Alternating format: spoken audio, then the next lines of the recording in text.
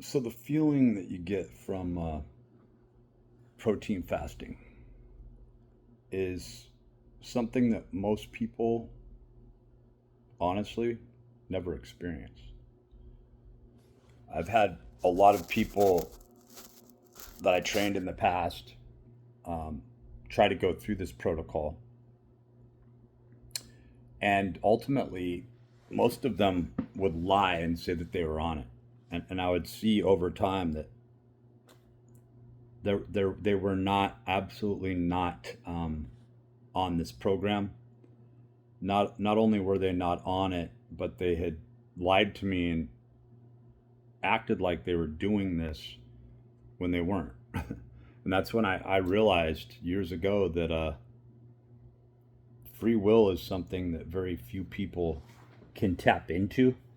Even though they think that they're doing that, there always has to be a material benefit or outcome, right, to everything that they do. In other words, the spiritual fulfillment, the wholeness, the the feeling of um, just this bliss that can't be equated with anything material or carnal. That's not what they're after, and that's the first thing, and really the only thing that anyone should be after when they're going into this orthomolecular healing, amino acid healing cycle. That it separates 90. I would say it's greater than 95% of people that cannot do this. And even if you found that 5% that would do it, they do it for all the wrong reasons. Because over the years, it's about the longevity of this. Is once you've done this, and you go back to it 20 or 30 years later, most people wouldn't put themselves through it again. Um, they did it for all the wrong reasons. They did it because they thought they were going to get leaner. They found that sticking on carnivore or doing kind of a cheat diet would render more readily physical results. Why would I need to go through that type of suffering, right? And you get into this with the very finite, minute numbers of people who will become the best at anything.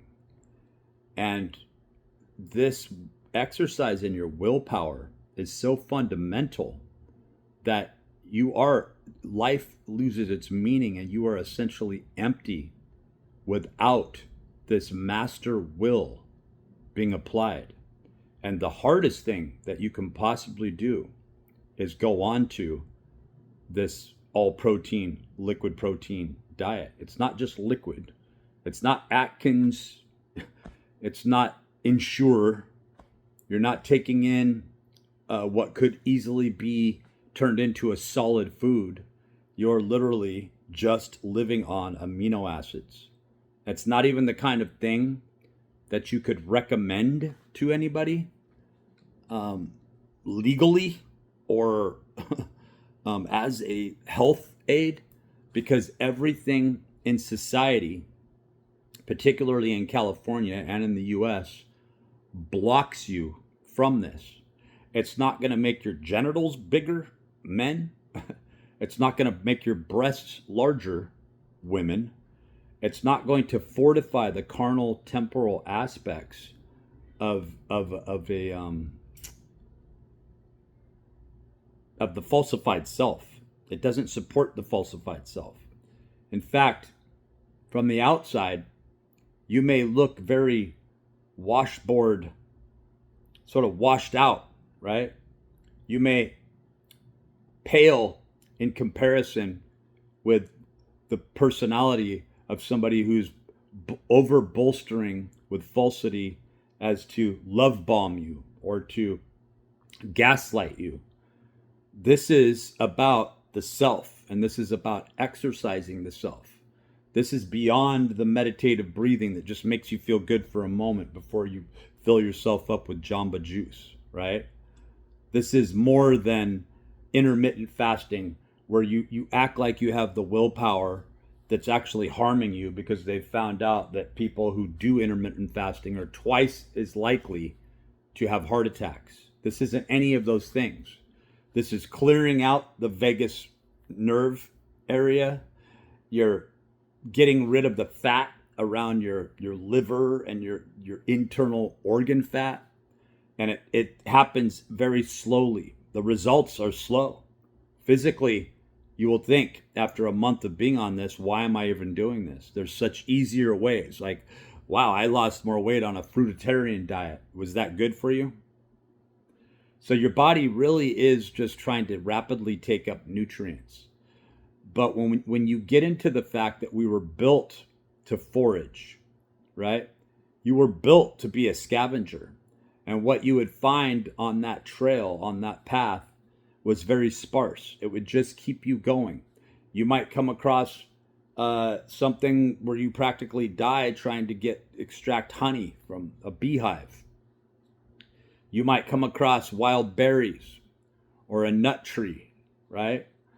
But only in those times when you're able to hunt game and to eat nothing but protein, or ultimately realize that sprouted foods and sprouted grains, right, are going to derive the germ, right?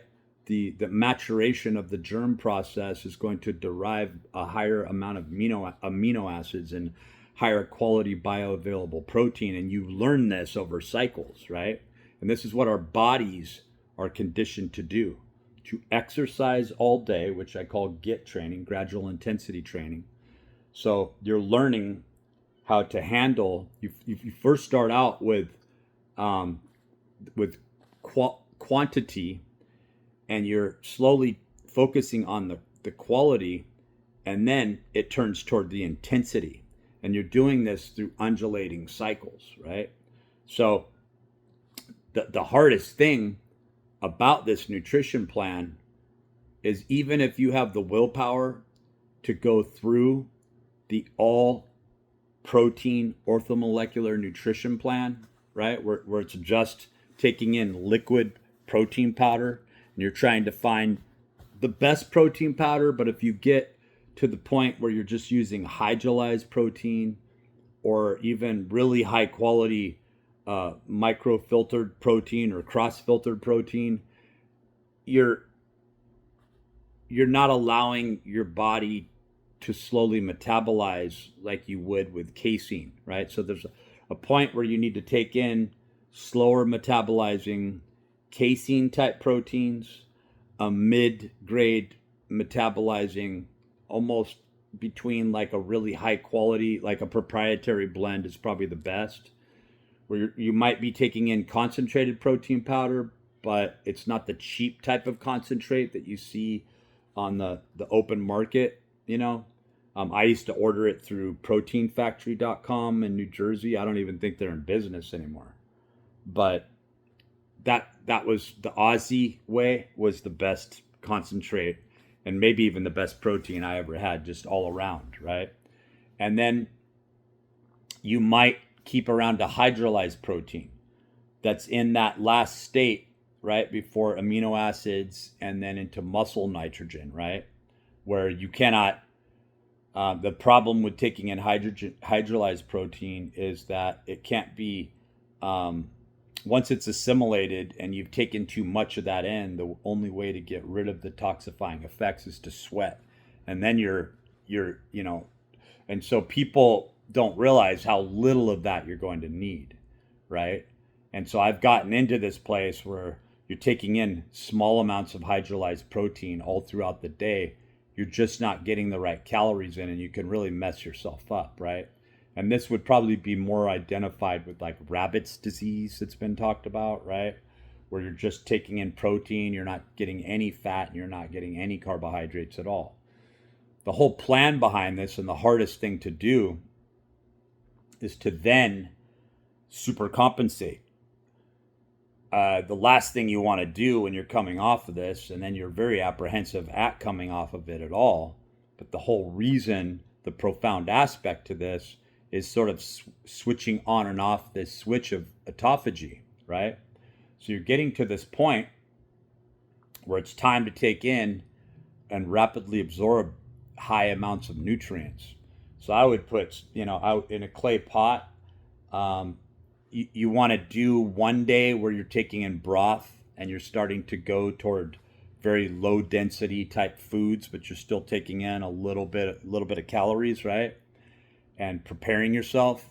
Otherwise, you will get diarrhea, and you will start to you'll feel this very dramatic shift to where you almost feel like you're in a coma or something. You're in this like carbohydrate induced sleep, right? You get into this place where all your body wants to do is sleep.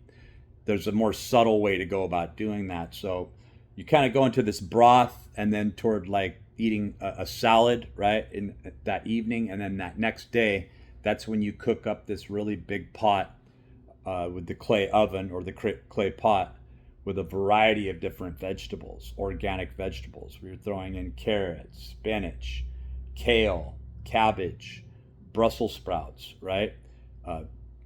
Quinoa, right? Maybe rice, maybe some brown rice, right? And the rice sucks up all of the vegetable drippings, and the clay pot traps all the nutrients in. And I would often even add in, knowing that a lot of these vegetables are being grown in subjectively, even if they say organic, you're still probably not getting the nutrient profile that you think you're getting, right? And the only thing that I would be concerned with is maybe not taking in as many what would be considered nightshade vegetables or foods, right? That are going to be hard on your metabolism. But the beauty of this is that the clay pot cooks up vegetables so to where they just break apart, right? All of the moisture is left in the vegetables. So you get something like cabbage where it just falls apart, or Brussels sprouts just come apart with a fork, right? You're not going to see and taste that type of quality unless, in my experience, you use something like a clay pot. Somehow the nutrients are just locked in, and it creates this convection, right?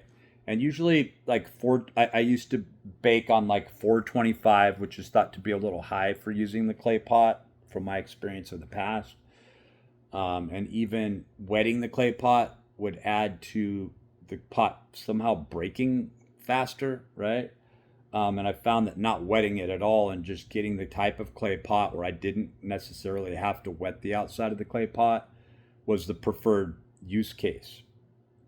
And 45 minutes at about 425 seemed to be the perfect remedy for making the most delicious, delectable foods that I've ever had personally. So clay pot cooking is one of the best things that you can do for yourself and your health.